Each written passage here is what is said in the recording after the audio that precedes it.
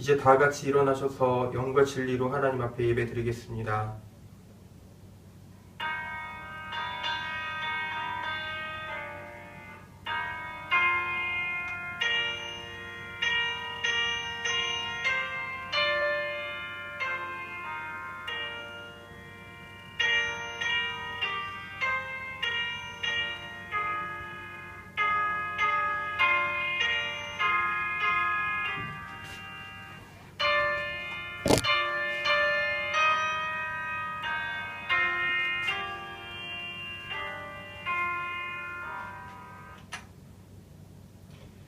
너희가 전에는 어둠이더니 이제는 주 안에서 빛이라. 빛의 자녀들처럼 행하라. 아멘. 주님은 깊은 밤 항해자들의 등대 빛이십니다. 이 시간 저희에게 주님의 빛을 비춰주시어 저희가 하나님의 사람임을 알게 하여 주십시오. 우리 주 예수 그리스도의 이름으로 기원합니다. 아멘. 모두 자리에 앉으셔서 주님께 경배 찬송 드리겠습니다.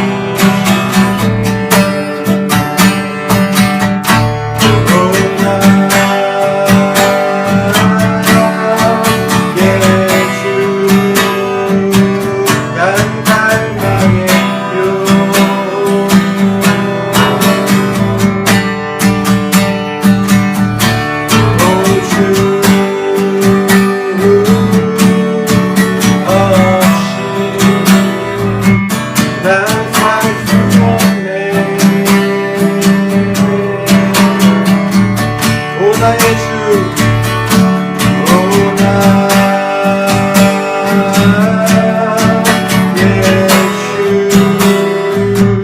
난 갈망해요. 오 주 없이 날 살 수 없네. 오 주 없이 난 살 수 없네.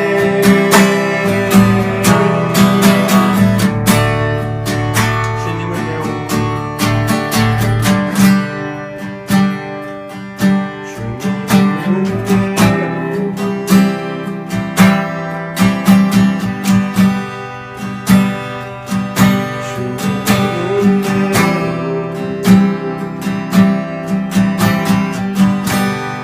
내 안에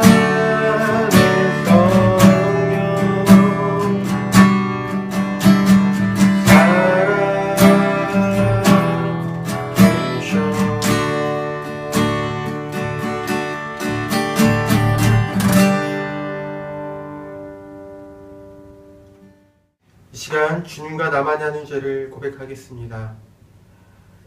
하나님 아버지, 저희의 잘못과 죄를 주님 앞에 고백합니다.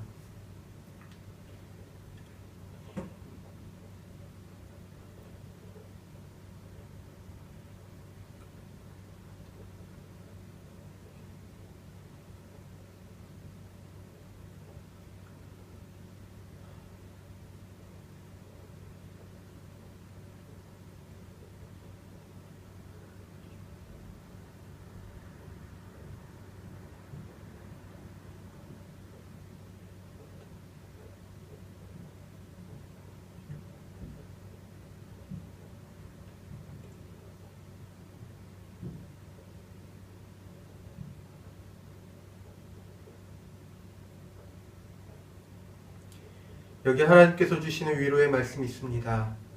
이제 슬픔은 가시고 평화가 왔습니다. 당신께서는 나를 멸망의 구렁에서 건져주셨습니다. 나의 죄악을 당신의 뒤로 던져버리셨습니다. 아멘. 이 시간 주님께서 가르쳐주신 기도로 기도하오니 하늘에 계신 우리 아버지, 아버지의 이름을 거룩하게 하시며 아버지의 나라가 오게 하시며 아버지의 뜻이 하늘에서와 같이 땅에서도 이루어지게 하소서. 오늘 우리에게 일용할 양식을 주시고 우리가 우리에게 잘못한 사람을 용서하여 준 것 같이 우리 죄를 용서하여 주시고 우리를 시험에 빠지지 않게 하시고 악에서 구하소서. 나라와 권능과 영광이 영원히 아버지의 것입니다. 아멘. 나의 만족과 유익을 가지려 했던 세상 일들 이제 모두 다 배로 여기고 주님을 위해 다 버리네.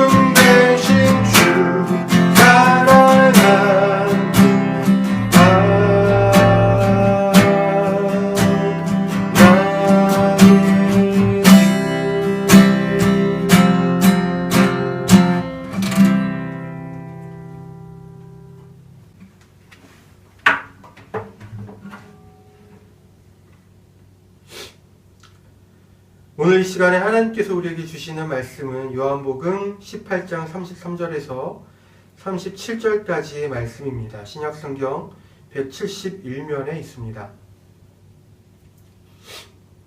제가 봉독할 때에 살아계신 하나님 아버지의 음성을 다 들으실 수 있기를 소원합니다.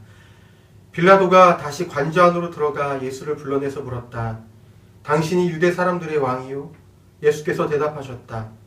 당신이 하는 그 말은 당신의 생각에서 나온 말이요. 그렇지 않으면 나에 관하여 다른 사람들이 말하여 준 것이요. 빌라도가 말하였다. 내가 유대 사람이란 말이요. 당신의 동족과 대제사장들이 당신을 나에게 넘겨주었소. 당신은 무슨 일을 하였소? 예수께서 대답하셨다. 내 나라는 이 세상에 속한 것이 아니요. 나의 나라가 세상에 속한 것이라면 나의 부하들이 싸워서 나를 유대 사람들의 손에 넘어가지 않게 하였을 것이요. 그러나 사실로 내 나라는 이 세상에 속한 것이 아니요. 빌라도가 예수께 물었다. 그러면 당신은 왕이요? 예수께서 대답하셨다. 당신이 말한 대로 나는 왕이요. 나는 진리를 증언하기 위하여 태어났으며 진리를 증언하기 위하여 세상에 왔소. 진리에 속한 사람은 누구나 내가 하는 말을 듣소. 아멘. 하나님께서 이 말씀을 통하여 우리에게 은혜 주시기를 원합니다. 참으로 내게 예수가 왕이야 라는 제목으로 오늘 주신 말씀을 통해 하나님의 은혜를 나누고자 합니다. 오늘 우리에게 하나님의 평화가 있기를 빕니다. 본문 말씀은 예수께서 유대의 총독으로 와 있던 빌라도로부터 신문을 받는 이 장면을 우리에게 소개하고 있어요. 이 신문이 예수께서 십자가에 달리시기에 마지막에 받은 신문입니다.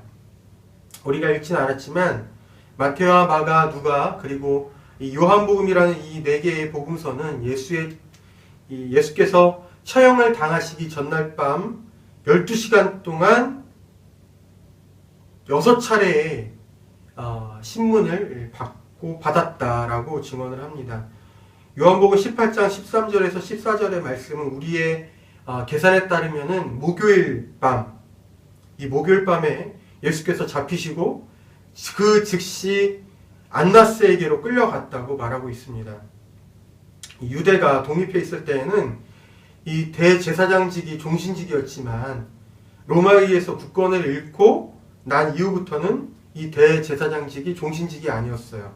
안나스는 몇 년 전에 이 대제사장직을 지냈던 사람인데다가 그의 아들 가운데 대제사장으로 있던 사람도 있었고 또 대제사장을 맡을 사람도 있었고 심지어 그의 사위도 현직 대제사장으로 있었던 매우 유력한 사람입니다. 그의 사위 이름을 대제사장 가야바로 소개하고 있죠. 예수께서 체포된 즉시 안나스에게 끌려갔다라는 것은 이 안나스라는 사람이 대제사장직에서 물러난 사람임에도 불구하고 그가 가진 권력이 얼마나 큰 것이었는지 우리로 하여금 짐작하게 합니다. 예수님을 가장 먼저 자기 앞에 끌고 나오게 이 안나스가 했던 것은 어쩌면 며칠 전에 예수님께서 성전에 들어가시면서 일으키셨던 한 차례의 소동과 관련이 있을 것 같아요. 예수께서는 성전에 들어가시면서부터 장사치들을 강도라고 칭하시면서 그들의 좌판을 엎으신 적이 있습니다. 만약에 안나스가 그 장사치들의 뒤를 봐주는 배우의 인물이었다면 이 안나스는 자기의 지위를 이용해서 자기의 명예를 실추시키고 자기의 돈줄을 회방했던 이 괘씸한 예수를 가장 먼저 자기 앞에 끌고 나오게 했을 것이다 라는 생각도 듭니다. 그래서 예수께서는 안나스에게 제일 먼저 끌려가셨던 것이죠. 예수께서는 안나스의 집에서 이제 대제사장 가야바의 집으로 끌려가 신문을 받으셨습니다. 역시나 잡히신 그날 밤에 일어난 일이었어요. 어쩌면 아침에 있을 공의회에서의 본격적인 재판을 받으시기 전에 예수님의 범죄 혐의를 분명하게 하고자 하는 의도에서 대제사장 가야바에게 신문을 받게 하려는 의도였을 것입니다. 새벽까지 이 대제사장 가야바의 집에서 신문을 받으시고 아침 일찍 산헤드린 공의회로 예수께서 끌려가십니다. 이 산헤드린 공의회는 이 유대인들의 최고의 법정 기관이에요. 70명의 위원으로 구성되어 있습니다. 대제사장이 의장직을 수행하고 있었고요. 율법학자 바리새인 그리고 제사장 사두개인 장로들이 그 70명의 그 위원으로 있었습니다. 이들은 모두가 하나같이 유대인들의 지도층 인사들이에요. 이런 사람들로 구성된 이 산헤드린은 모든 유대인에 대한 이 재판권을 가지고 있었을 뿐만이 아니라 유대가 독립해 있을 때에는 이 사형죄까지도 부과할 수 있었던 그만큼 권력과 권위가 높았던 기관입니다. 이 산헤드린 공의회는 예수님께 자신을 하나님의 아들이라고 칭한 신선 모독의 죄를 선고해요. 유대가 로마의 치하에 아직 있었기 때문에 산헤드린은 판결은 할 수가 있어도 그 판결에 대한 형을 집행할 수는 없었습니다. 신성 모독의 죄에 따른 사형을 집행할 수가 없었어요. 예수님에게 사형을 집행하려면 산헤드린은 빌라도의 소원을 빌릴 수밖에 없었습니다. 그래서 예수님은 산헤드린 공의회에서 이제는 유대의 총독으로 와 있던 빌라도에게 끌려간 것이죠.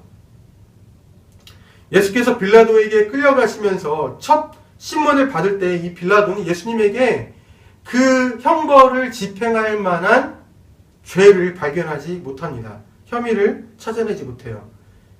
그래서 그것이 자기에게 부담이 됐어요. 죄 없는 사람에게 판결을 내려야 된다는 것이.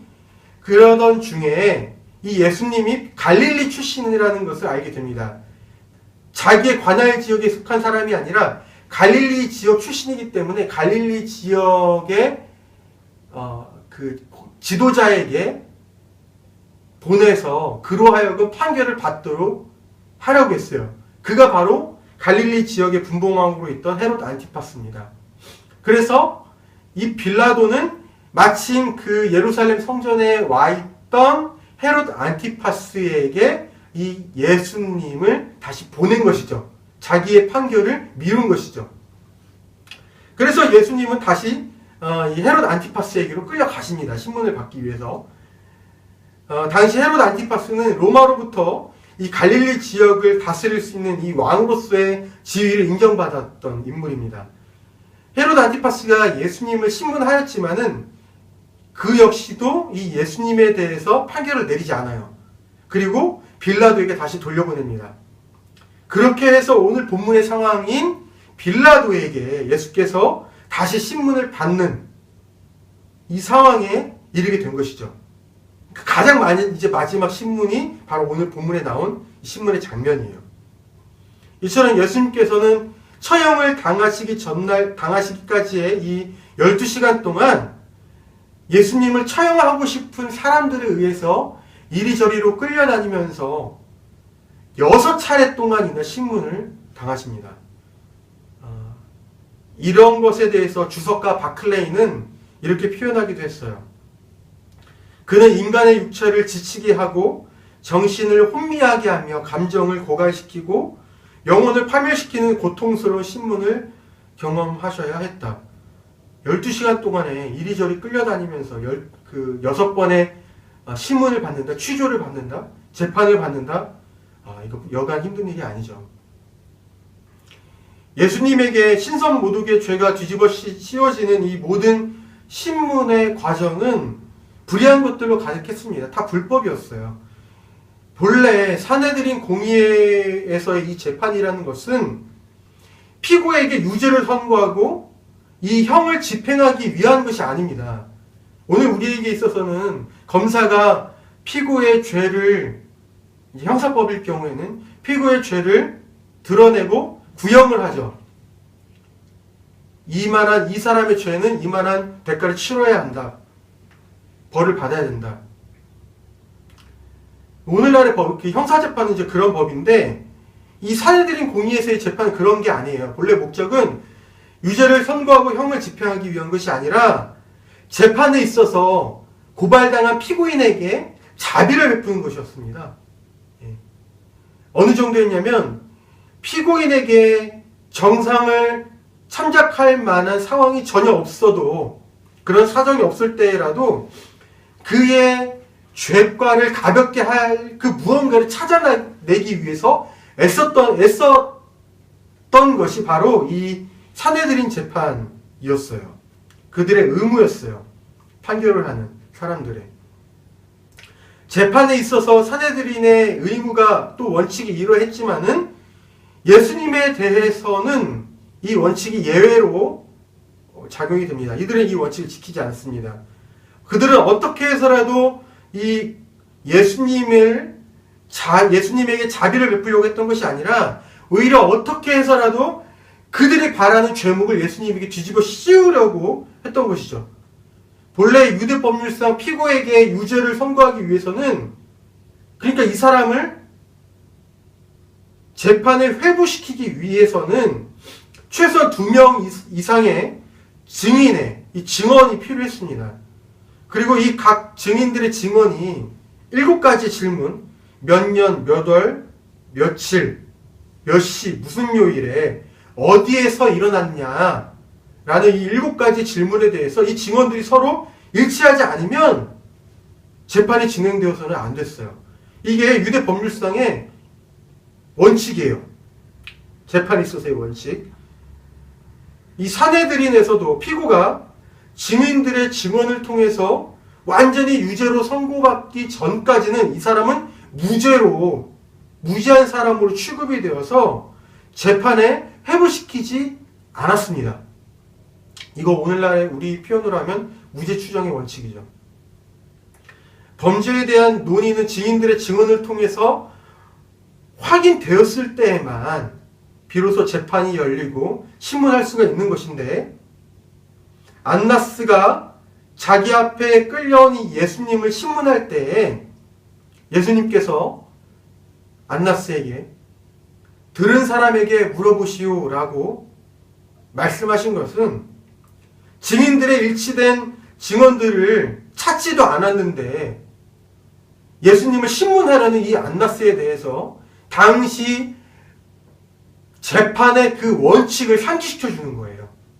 아직 증인들의 일치된 증언이 있다면 그러한 질문을 나에게 할 권한이 너에게 주어지지만, 증인들의 증언이 아직 확보되지도 않았는데 나에게 네가 지금 취조를 하고 신문을 하는구나. 그러니 네가 확보한 증인들에게 가서 그것을 물어보라. 이게 예수님의 말이었어요.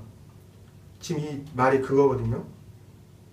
불법이죠. 증인들의 증언을 확보하지도 않고서 이미 먼저 잡아놓고 신문을 했으니까. 그리고 마태복음과 마가복음은 이미 끌려오신 이 예수님에게 대해서 먼저 증언을 확보하고 끌고 온 게 아니라 이미 잡아놓고 많은 사람들로 하여금 증언을 하게 합니다. 하지만 그 사람들이 거짓 증언을 했어요. 하지만 정작 그들의 증언이 쓸만한 것이 없었다고 말합니다. 그러니까 쓸만한 것이 없었다는 건 뭐냐면 예수님에게 유죄를 선고할 만한 증언, 일치된 증언이 하나도 없었다는 거예요. 그러던 중에 마태복음에는 많은 거짓들 증언 가운데 마침내 일치되는 하나의 증언이 있었는데, 그게 뭐냐면 예수님께서 하나님의 성전을 허물고 사흘 만에 세울 수 있다라고 했던 그 말을 했다는 것이었어요. 이 증인들이 그걸 이야기합니다. 하지만 그 증언을 가지고는 예수님에게 이 사형을 선고할 수가 없었어요. 그 증언 가지고는. 그리고 예수님께서 성전을 허물고 사흘 만에 다시 세울 수 있다라고 말씀하신 이것은 성전에 대항하는 어떤 예수님의 어떤 성전에 대한 협박이 아니라 당신 성전 제사의 배타성과 위선을 비판하시려는 의도에서 하신 말씀이었습니다. 거짓 증인들은 이러한 예수님의 말씀의 본의를 왜곡해서 증언을 했던 것이죠. 이 증언 가지고는 예수님에게 사형 선고를 할 수 없었기 때문에 이 대제사장이 예수님에게 다시 한번 묻습니다. 그의 질문은 신성모독죄를 예수님에게 선고할 수 있도록 유도된 질문이었어요. 산헤드린에서는 피고가 스스로 자기의 죄를 인정하게 하는 대답을 유도하기 위한 질문을 그에게 던질 수가 없었습니다. 그건 금지된 거였어요. 하지만 대제사장은 유도 질문을 예수님에게 던집니다. 이렇게 말이죠. 그대가 하나님의 아들 그리스도요? 그대가 하나님의 아들 그리스도요? 라고 예수님에게 대제사장이 유도된 질문을 던집니다. 이에 대해 예수께서는 인정하시죠. 네가 말하였다. 그래, 나다. 복음서마다 조금씩은 다르지만 인정하십니다. 마침내 예수님에게 신성 모독의 죄를 적용할 수가 있게 된 것이지만 이것은 애초에 예수님에게 적용할 죄목을 정해놓고 증인들의 일치된 증거를 통해서 취조한 것도 아니고 유도된 질문을 통해서 얻어낸 불법적인 재판이었다는 것입니다. 이 외에도 예수님의 고발자들은 예수님에 대한 신문이나 이 재판 과정에서 그분에게 2차례의 육체적인 폭행을 가했고요. 또 회의를 소집할 수 없는 이 한밤중에 회의를 소집했다는 것. 예를 들면 안나스와 대제사장 가야바의 집에서 했다는 것. 그리고 유월절에 사형의 죄목을 선고했다는 것. 또 법정으로서 유일하게 허용된 성전의 석조 건물이 아니라 가야바의 집을 재판정으로 사용했다는 것. 그리고 만장일치로 피고에게 불리한 판결을 내리는 이러한 일들의 불법적인 일들을 저질렀습니다. 이 과정에서 산헤드린이 지켜야 할 원칙과 정신은 파괴되어 버린 것이죠. 마지막으로 예수님을 빌라도에게 끌고 온 이 고발자들은 빌라도의 관저에 들어가지 않습니다. 이들은 바깥에서 서서 빌라도에게 말을 해요. 이것은 할례받지 않은 이방인의 집에 들어가는 것이 유대인에게 불결한 것으로 여겨지는 그들의 율법 때문에 그래요. 재판에서 지켜야 할 이 자비의 정신, 그 원칙들을 무시하면서도 유월절 전에 이방인의 집에 들어가는 불결한 일을 행하지 않으려는 이 고발자들의 위선이 다시 한번 여기서 드러나고 있는 거예요. 그 사람들은 자기들의 궁의에 맞게 율법을 지키는 사람들과 같습니다. 유리할 때에는 지키고 불리할 때에는 지키지 않는 것처럼 말이죠. 그러면 우리는 여기에서 이 질문을 반드시 던져야 할 것 같아요. 그러면 어째서 예수님의 이 고발자들은 이렇게까지 불법을 저지르면서까지 예수님을 처형하려고 했던 것일까? 왜? 그렇게 불의한 방법으로 예수님을 처형하려고 했던 것일까? 예수께서 빌라도에게 하신 말씀에 그 단서가 있습니다. 38절에 있어요. 나는 진리를 증언하기 위하여 태어났으며 진리를 증언하기 위하여 세상에 왔소. 진리에 속한 사람은 누구나 내가 하는 말을 듣소. 예수님의 고발자들이 예수님을 처형하려고 했던 까닭은 이 사람들이 예수님께서 말씀하신 진리와 또 그 진리에 근거한 그분의 삶이 이 고발자들에게 거치는 것, 바꿔 말하면 싫은 것이었기 때문에 그렇습니다. 싫은 거였어요. 예수님의 진리와 그 진리에 입각한 예수님의 삶이 이 사람들 보기에 너무 싫은 것들이었어요.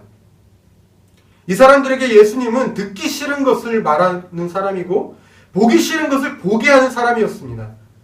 이 사람들에게 예수님은 자신들이 가르쳐 온 것들 그리고 자신들의 행위를 비난하는 사람이면서 또 자신들이 누리고 있는 지위와 이 권력의 기반을 뒤흔드는 아주 위협하는 사람이었어요.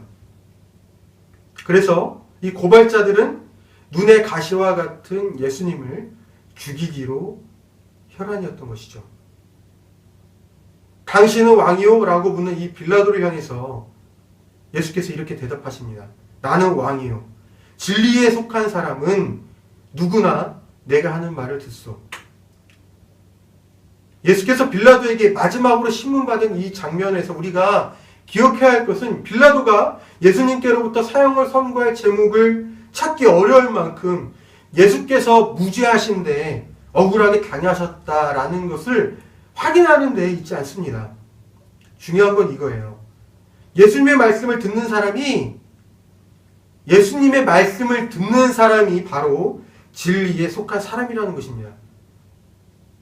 예수님의 말씀 듣기를 싫어하는 사람은 바꿔 말하면 진리에서 벗어난 사람이라는 거예요.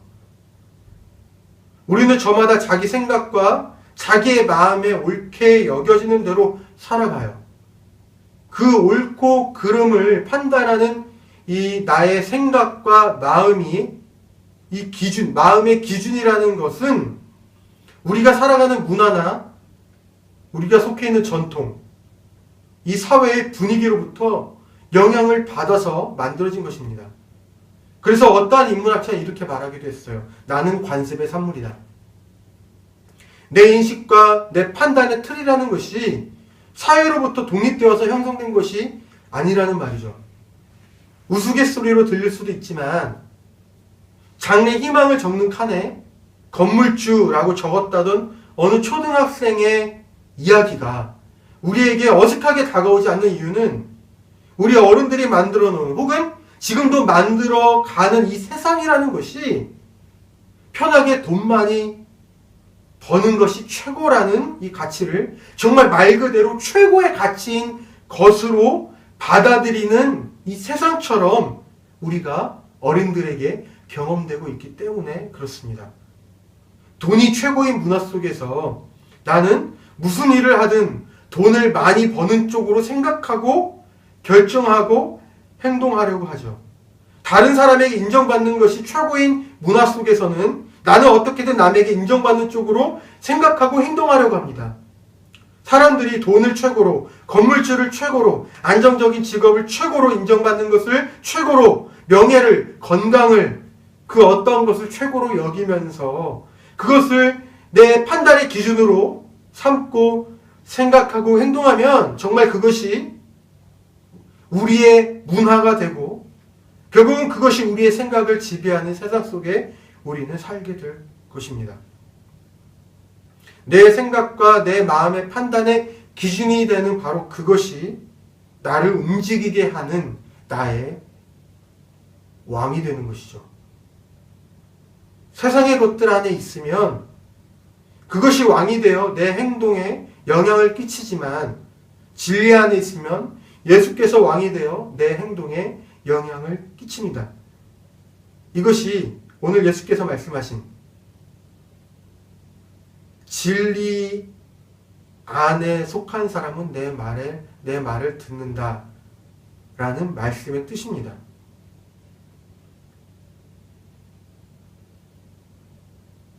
예수님의 고발자들은 온갖 불법을 자행하면서까지 예수님을 사형시키고자 했어요. 그들은 예수님 때문에 자신들이 누리던 것들을 잃기가 싫었습니다. 이 사람들은 진리에 의해서 판단하고 살아가는 사람들이 아니라 자기들이 누리던 것들을 지키기 위해서 자기들이 누리던 것들에 의해서 판단하고 살아가는 사람들이었습니다. 오늘 성서 말씀이 우리에게 이것을 질문하고 있어요. 참으로 예수가 너에게 왕이냐? 참으로 진리가 너의 판단 기준이냐? 네 생각의 기준이냐? 네 행동의 기준이냐? 예수께서 말씀하시는 진리가 우리 삶의 판단 기준, 행동 기준이 될 수 있기를 이 시간 간절히 소망합니다. 이 시간 주신 말씀을 생각하며 함께 찬송하겠습니다. 나의 안에 거하라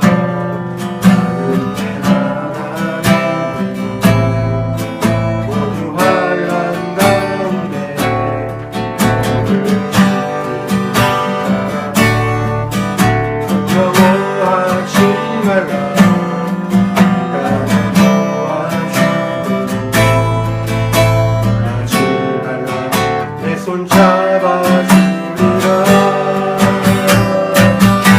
내가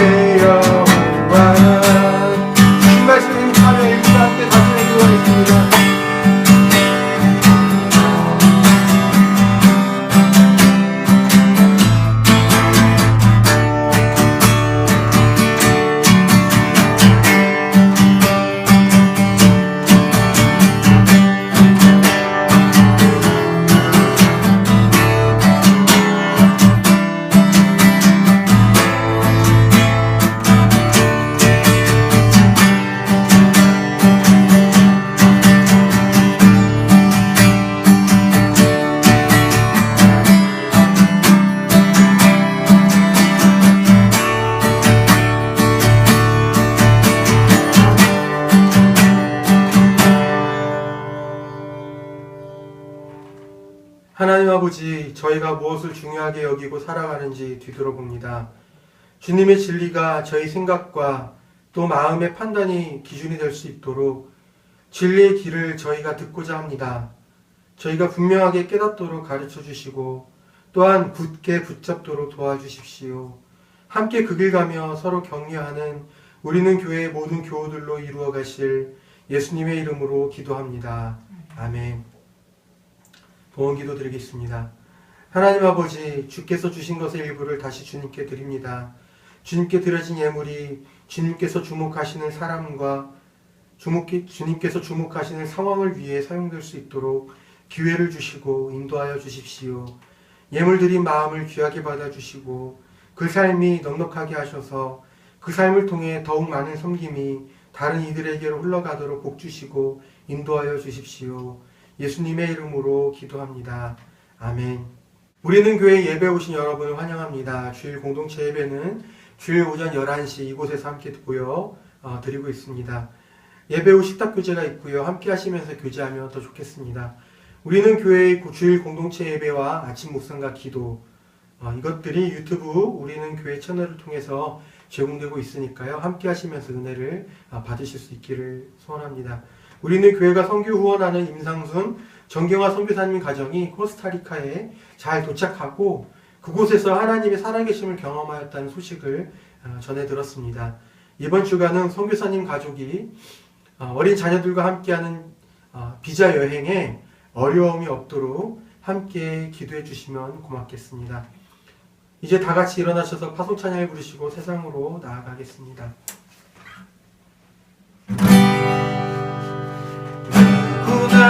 삶의 시작을 잡구나 삶의 시작을 그 소리조차 소리 없는 삶을 몰라 하는 이들 그들도 삶의 시작을 잡구나 도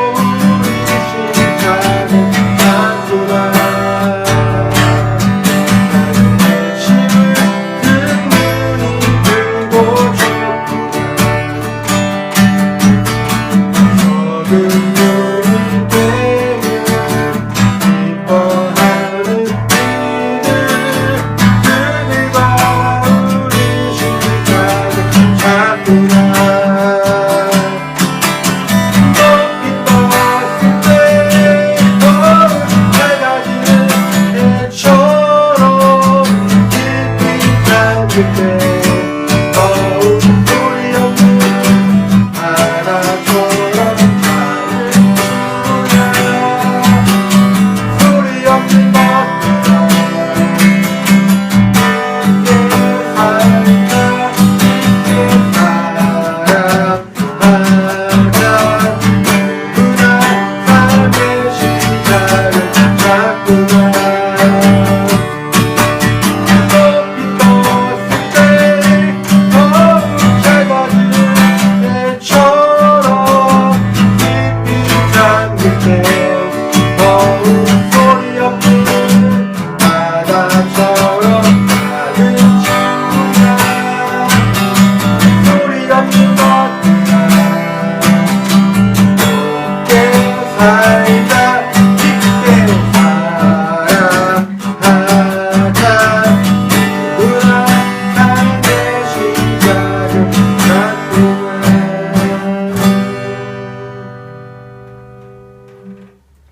이제는 우리 주 예수 그리스도의 은혜와 하나님 아버지의 사랑하심과 성령 하나님의 깨닫게 하심과 동행하심이 이 말씀 듣고 지키며 살기를 소원하는 우리는 교회의 모든 교우들과 목사님에게 지금부터 영원까지 함께 하시기를 축복하며 기도합니다.